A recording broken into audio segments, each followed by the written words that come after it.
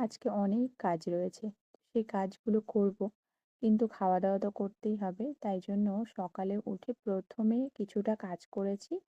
কাজ করে তারপরে আমি এসে আটাটা মেখে রেখেছিলাম। এবার কড়াইশুঁটির ঘুগনিটা বানিয়ে নিচ্ছি আর সঙ্গে রাগি আটার রুটি। আমার না এখন এই আটার রুটিটা খেতেই বেশ ভালো লাগছে। যাই হোক, খাওয়া-দাওয়াটা করে আবারও কাজে লাগলাম। কি করছি বলো তো?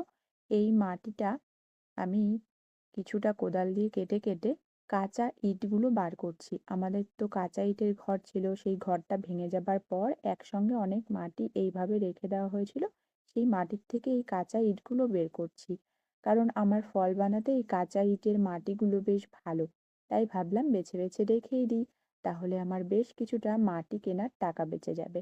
আর মা বলছিল, এবার শীতে খুব একটা পিঠে খাওয়া হয়নি, আজকে বানিয়ে নিই। চৈত্র মাস পড়ে যাচ্ছে, আজকে চিতই পিঠে বানালাম। টাটা।